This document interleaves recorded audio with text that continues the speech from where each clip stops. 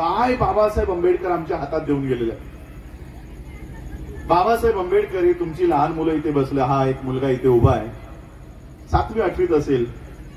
बाबासाहेब आंबेडकर ज्यावेळेस 7वी 8वी मध्ये पोहोचले, बाबासाहेबांचे वडील सुभेदार मेजर रामजी आंबेडकर हे मिलिटरीत होते. आणि मिलिटरीचं सातारा सांगलीच्या लोकांना माहित आहे की आयुष्य कसं असतं. 6-6 महिने वर्ष मिलिटरीत रुजू झालेला व्यक्ती हा घरी येत नाही, देशाच्या सेवेमध्ये असतो. आणि अशा पद्धतीने बाबासाहेबांचे वडीलही घरापासून सतत लांब राहत. त्यांनाही मनात वाटायचं की मला माझ्या मुलांना बघायचंय. सुभेदार मेजर रामजी आंबेडकर यांची बदली घरापासून थोडी जवळ झाली, एक 100-150 किलोमीटर अंतरावर. आणि वडिलांना वाटलं की आता मी घरापासून जरा जवळ आलोय, मुलं पण थोडी मोठी झालेली आहे, बरेच महिने झाले मी माझ्या भिवाला बघितलं नाही. बाबासाहेब आंबेडकरांचं लहानपणचं टोपण नाव, टोपण काय माझ्याकडे आता मी साताऱ्यातून बाबासाहेबांचं लिव्हिंग सर्टिफिकेट मी काढलं, त्याच्यावरही भिवाच लिहिलेलं आहे. तर बाबासाहेबांना लहानपणचं नाव भिवा होतं. तर वडिलांना वाटलं मी माझ्या भिवाला बघितलेलं नाही, मी आता घरापासून जरा जवळ आलेलो आहे, का नाही त्यांनाच इकडे बोलवून घेता येईल. म्हणून रामजी बाबांनी एक तार पाठवली आणि तारेमध्ये टेलिग्राम मध्ये लिहिलं की तुम्हा लोकांना शाळेच्या जर सुट्ट्या लागल्या असतील तर तुम्ही मला भेटायला का येत नाही. मला भेटायला यायचं असेल तर ही जी ट्रेन आहे जी मी तुम्हाला सांगतो, ही ट्रेन पकडा, या स्टेशनला उतरा आणि कोणत्या तारखेला येणार असाल ती तारीख मला टेलिग्राम मध्ये लिहून पाठवा, म्हणजे मी कुणाला तरी तुम्हाला घ्यायला स्टेशनला पाठवून देईन. आता ही तार रामजी बाबांनी एक तार पाठवली आणि तारेमध्ये टेलिग्राम मध्ये लिहिलं की तुम्हा लोकांना शाळेच्या जर सुट्ट्या लागल्या असतील तर तुम्ही मला भेटायला का येत नाही. मला भेटायला यायचं असेल तर ही जी ट्रेन आहे जी मी तुम्हाला सांगतो, ही ट्रेन पकडा, या स्टेशनला उतरा आणि कोणत्या तारखेला येणार असाल ती तारीख मला टेलिग्राम मध्ये लिहून पाठवा, म्हणजे मी कुणाला तरी तुम्हाला घ्यायला स्टेशनला पाठवून देईन. आता ही तार बाबासाहेबांना भेटली. बाबासाहेब खुश झाले आणि वडिलांना भेटायला जायचंय. बाबासाहेब, त्यांचे मोठे भाऊ आणि त्यांच्या बहिणीची मुलं ही सगळी बाबासाहेबांना भेटण्यासाठी त्यांनी तयारी सुरू केली. बाबासाहेबांनी टेलिग्राम पाठवला की आम्ही या तारखेला येणार आहोत, आम्हाला घ्यायला कुणाला तरी पाठवून द्या. आता हा टेलिग्राम जो बाबासाहेबांनी पाठवला तो बाबासाहेबांच्या वडिलांच्या ऑफिसमध्ये आला आणि ज्या व्यक्तीकडे हा टेलिग्राम गेला त्या व्यक्तीने बाबासाहेबांच्या वडिलांना हा टेलिग्राम दिलाच नाही. आता वडिलांना माहिती नाही मुलं कधी येणार आहे. मुलांनी ठरल्याप्रमाणे ट्रेन पकडली, ज्या स्टेशनला उतरायला सांगितलं त्या स्टेशनला जाऊन उतरली आणि आपल्या वडिलांची वाट बघतायत की आमचे वडील आम्हाला घ्यायला येतील किंवा कुणाला तरी पाठवतील. आता वडिलांना माहीतच नाही. ट्रेन येऊन निघून गेली, सगळी लोक आपापल्या दिशेला निघून गेली. ही मुलं 4-5 मुलं स्टेशनवर वाट बघतायत. चांगली कपडे, शुभ्र कपडे घातलेली होती. स्टेशन मास्टरने लांबून बघितलं की चांगल्या घरातली दिसतायत, कदाचित ब्राह्मणांची सवर्णांची मुलं असावीत. म्हणून तो स्टेशन मास्तर त्या मुलांजवळ आला आणि मुलांना विचारलं की तुम्हाला घ्यायला कोणी आलं नाही का. बाबासाहेबांनी तार ती काढली खिशातनं आणि त्या स्टेशन मास्टरला दाखवलं की आमचे वडील सुभेदार आहेत, आम्हाला या पत्त्यावर जायचंय, कदाचित आमची तार त्यांना भेटली नसावी, आम्हाला या पत्त्यावर सोडायची व्यवस्था करा. स्टेशन मास्टरला वाटलं ही मोठ्या अधिकाऱ्याची मुलं आहेत, म्हणून त्याने जवळच तो टांगा होता, बैलगाडी होती, त्या बैलगाडीवाल्याला बोलावलं आणि सांगितलं बघ ही मोठ्या ऑफिसरची मुलं आहेत, याला या पत्त्यावर सोडून ये.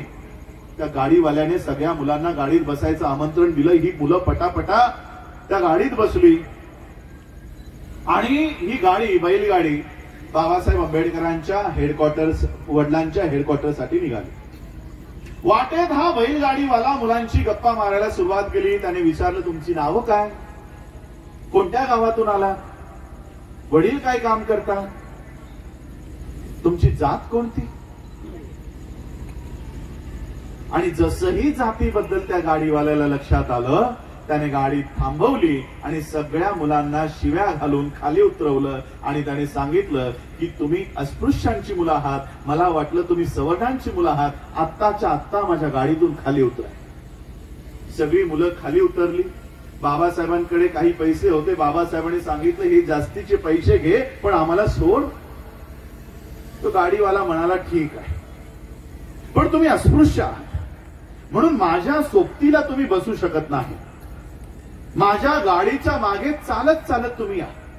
गाडीवाला गाडीत बसला. गाडी त्याने सुरू केली आणि ही मुलं गाडीच्या मागे चालत चालत चालत चालत निघाली. 2-4 किलोमीटर चालल्यानंतर बाबासाहेबांना तहान लागली. बाबासाहेबांनी त्या गाडीवाल्याला सांगितलं की तुमच्याकडे जे पाणी आहे ते थोडंसं पाणी मला द्या, मला खूप तहान लागली आहे, मला खूप तहान लागली. गाडीवाल्याने सांगितलं तुम्ही अस्पृश्य आहात म्हणून मी माझ्या जवळचं पाणी तुम्हाला देऊ शकत नाही. पुढे जर एखादी नदी आली, तलाव आला तर मी गाडी थांबवेन, तुम्ही जाऊन पाणी पिऊन या. अजून 1 किलोमीटर चालल्यानंतर त्या गाडीवाल्याला काहीतरी पाणी दिसलं. त्याने गाडी थांबवली आणि या मुलांना सांगितलं की ते बघा तिकडे पाणी दिसतंय, जाऊन पिऊन ये. ही मुलं पळत पळत तिकडे गेली. बाबासाहेब आंबेडकर तिथे पोहोचून बघतायत तर काय की इथे तर पाणी नाही, नुसता चिखल आहे. पण तहान लागली, करायचं काय? बाबासाहेबांनी तो चिखल सारवला, हटवला आणि त्यातून जे काळं घाणेरडं पाणी वर आलं ते काळं घाणेरडं पाणी या मुलांनी पिलं. सगळे कपडे खराब झाले, चेहरा खराब झाला. असे माखलेल्या अवस्थेत पुन्हा 1-2 किलोमीटर चालून बाबासाहेबांच्या वडिलांकडे जाऊन पोहोचले. लांबून बाबासाहेब आंबेडकरांच्या वडिलांनी बाबासाहेब आंबेडकरांना बघितलं की माझ्या मुलांची काय अवस्था झाली आहे, यांच्यासोबत काय झालं असेल याची खात्री, याचं सगळा अंदेशा रामजी बाबांना आला. बाबासाहेबांनी जसंही रामजी बाबांना बघितलं, बाबासाहेब पळत सुटले आणि रामजी बाबांना आपल्या पित्याला येऊन त्यांनी मिठी मारली आणि मिठी मारून ते रडू लागले. आणि बाबासाहेबांनी रामजी बाबांना प्रश्न केला की बाबा, मला पाणी पिण्याचा अधिकार का नाही? बाबा, मला गाडीत बसण्याचा अधिकार का नाही? छोट्याशा त्या लहानग्या भिवाच्या प्रश्नांचं उत्तर रामजी बाबांकडे नव्हतं. रामजी बाबांनी बाबासाहेबांना शांत केलं. शांत करून सांगितलं की रडायचं थांबव, रडायचं थांबव.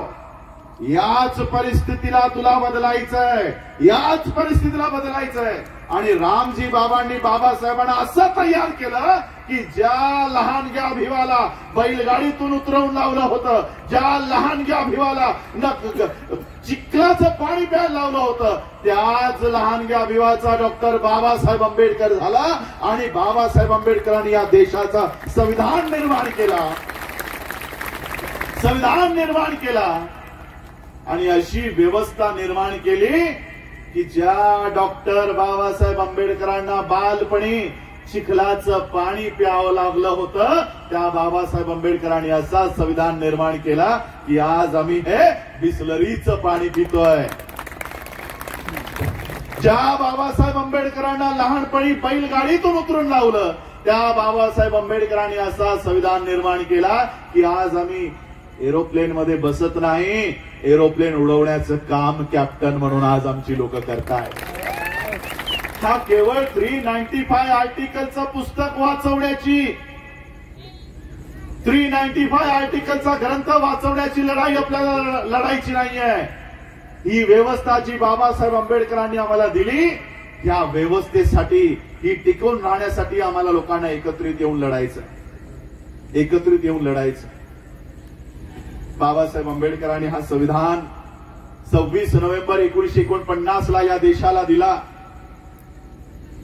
26 जानेवारी 1950 ला तो लागू झाला. संविधान सभेत हा संविधान सुपूर्द करून आल्यानंतर बाबासाहेब आंबेडकर त्यांच्या दिल्लीच्या राहत्या अलीपूर रोडच्या बंगल्यावर गेले. बाबासाहेब आंबेडकरांची आराम खुर्ची होती. बाबासाहेब आंबेडकर त्यांच्या आराम खुर्चीवर बसले. त्यांनी डोळे बंद केले. डोळे बंद केल्यानंतर त्यांच्या डोळ्यातून अश्रू वाहायला लागले.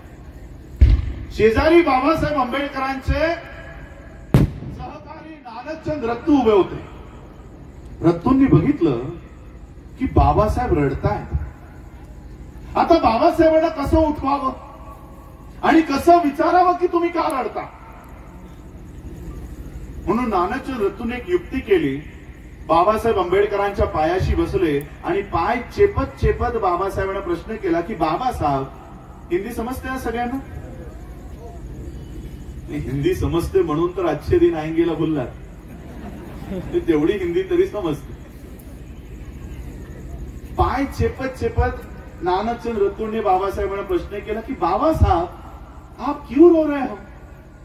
अभी आप इस देश को संविधान देकर आए हो, एक अच्छी व्यवस्था देकर आए हो, किस बात का दुख है आपको? आप क्यों रोते हो? बाबासाहेबांनी डोळे उघडले आणि रत्तूला सांगितलं, रत्तू, आज मुझे मेरे बेटे की याद आ गई. मेरा बच्चा राजरत्न, मुझे मेरे बेटे राजरत्न की याद आ गई. मेरा बेटा जब 2.5 साल का था तब उसे डबल निमोनिया हो गया था और उस समय मेरे बच्चे को कोई डॉक्टर हाथ लगाने को तैयार नहीं था. पैसे देने के बावजूद कोई गवर्नर्स उसकी देखभाल करने को तैयार नहीं थी. बाबासाहेबांचा हा राजरत्न 2.5 वर्षाचा झाला असताना याला डबल निमोनिया झाला होता. Double pneumonia.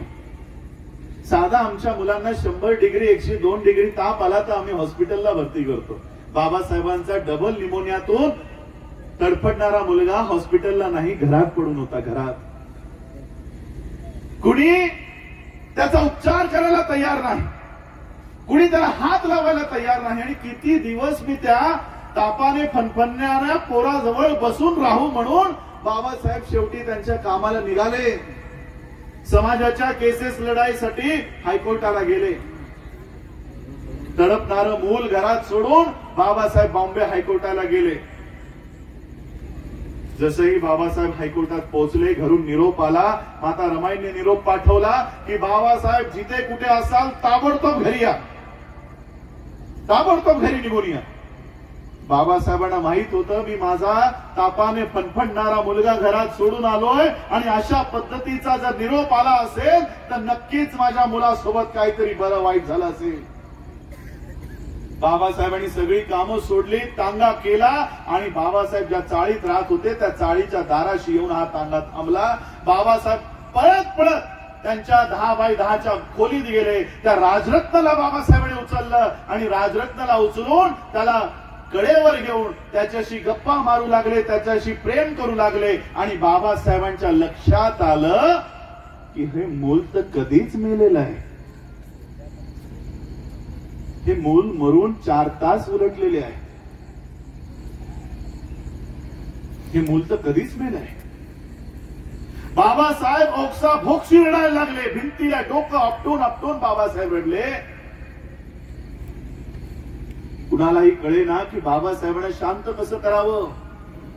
बाबासाहेबांचा लहानपणचा मित्र मालू पुढे आला, बाबासाहेबांना शांत केलं आणि बाबासाहेबांना सांगितलं की बाबासाहेब आता मुलाच्या शरीरावर अंत्यविधी केला पाहिजे, त्यासाठी लागणारं साहित्य आणायचं आहे, ते पैसे उपलब्ध करून द्या म्हणजे आम्ही साहित्य घेऊन येतो.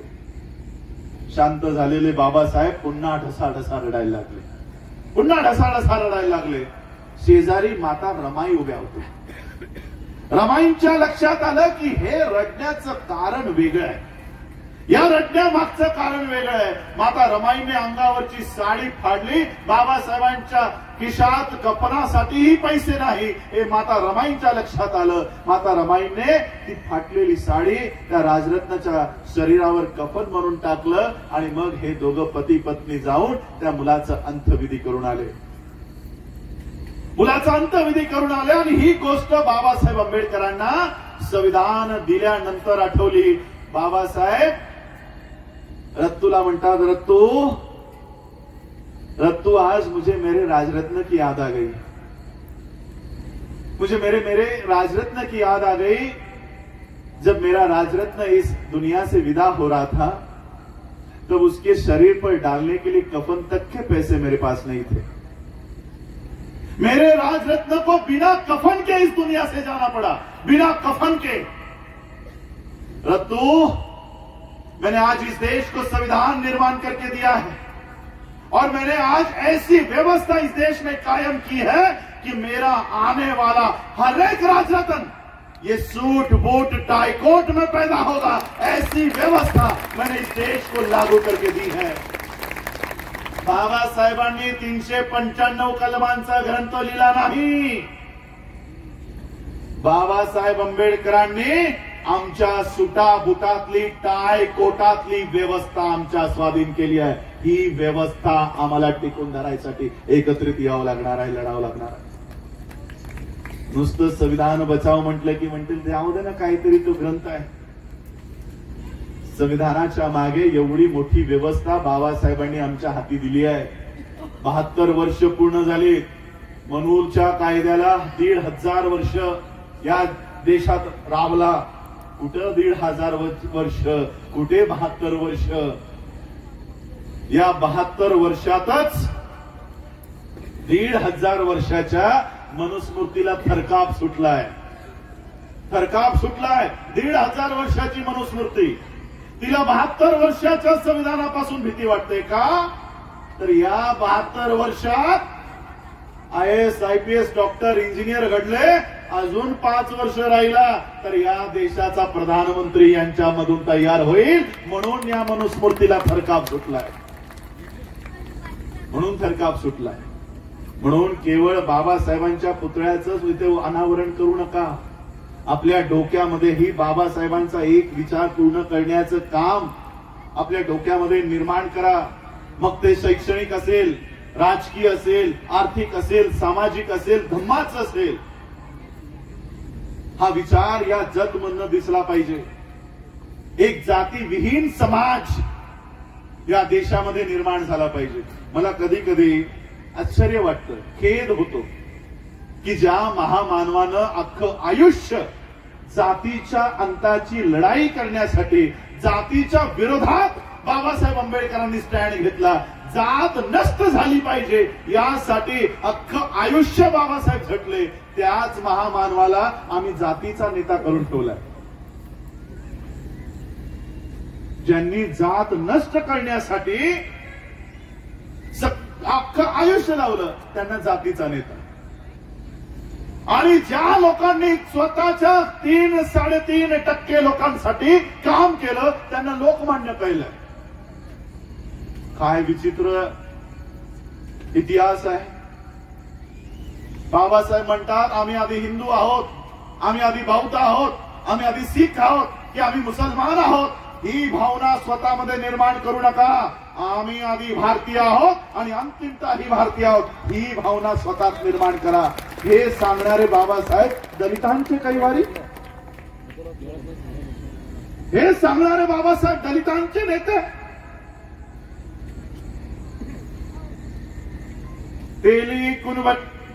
तेली तंबोली आणि कुणभटांना संसदेत जाऊन काय नांगर हाकायचं आहे हे सांगणारे लोकमान्य।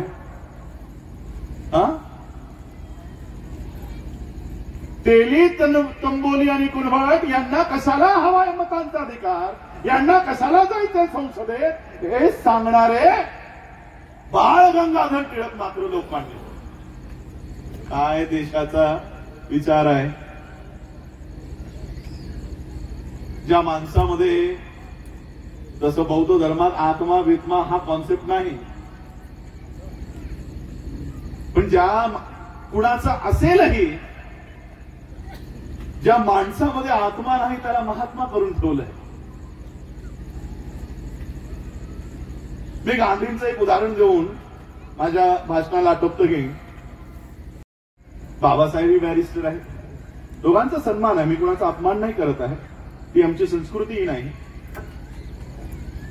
पण दोघंही बॅरिस्टर। गांधी जे आज आपल्याला फोटो दिसतायत, गांधी अशा स्वरूपात कधी नव्हते। गांधी सूट बूट टायकोटातले आहेत। बघा तुम्ही त्यांचे साऊथ आफ्रिकेतले फोटो।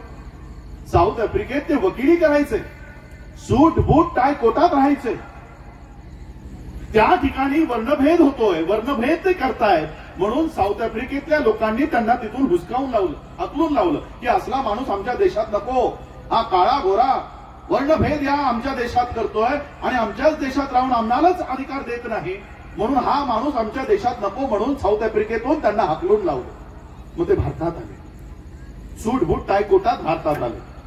आणि भारतात आल्यानंतर मग त्यांनी त्यांच्या राजकीय गुरुला गाठलं आणि सांगितलं की मला या देशामध्ये चळवळ उभी करायची आहे, मला काय केलं पाहिजे ते तुम्ही मला सांगा. गांधी त्यांच्या गुरूंनी सांगितलं की काम करा गांधी, तुम्ही आधी संपूर्ण भारताचा एकदा दौरा करून या, आधी भारताची परिस्थिती बघा, ज्यांच्यासाठी तुम्हाला काम करायचंय आधी त्यांची परिस्थिती काय ती बघा. मग गांधींनी गावागावातले खेड्याखेड्यातले दौरे केले. दौरे करून त्यांनी बघितलं, अरे या देशातली लोक तर उघडी नागडी आहेत, अंगावर कपडे नाही, खायला 2 वेळचं अन्न नाही. आणि मग गांधी त्यांच्या गुरुकडे गेले आणि त्यांनी सांगितलं, अरे कसला देश आहे, यांच्या अंगावर तर कपडे नाही, यांना खाण्यापिण्यासाठी अन्न नाही. गुरुने सांगितलं, जर या लोकांचा नेता व्हायचा असेल, अगर इन लोगों का नेता होना है, अगर लोग नंगे हैं तो खुद भी नंगे हो जाओ, खुद भी नंगे हो जाओ. सूट बूट टाय कोट घालणारे गांधी यांनी सूट काढला, पॅन्ट काढली, शर्ट काढली आणि धोती नेसायला सुरुवात केली. आणि मग पुन्हा भारताच्या समोर गेले. लोकांना वाटलं, रे हम भी नंगे, ये भी नंगा, हमारा मसीहा आ गया. हळूहळू गांधी महात्मा झाले.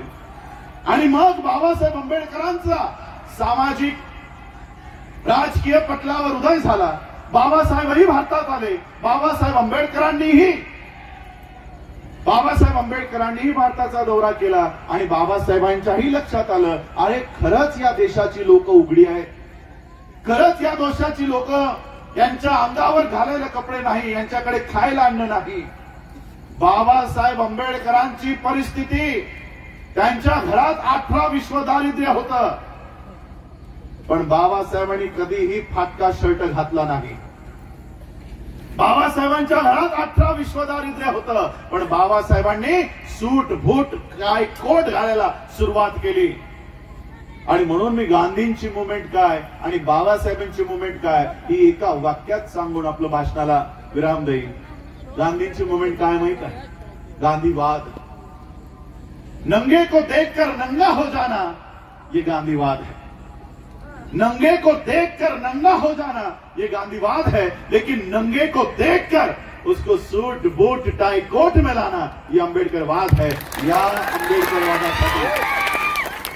आंबेडकरवादासाठी आम्हाला सगळ्यांना एकत्रित व्हायचंय. अशा पद्धतीने बाबासाहेबांची जयंती ही साजरी करा. अशा पद्धतीने बाबासाहेबांचे स्मारकही या ठिकाणी उभं करा. आणि सांगितल्याप्रमाणे एक घरातून IAS IPS डॉक्टर इंजिनियर तयार झाला पाहिजे.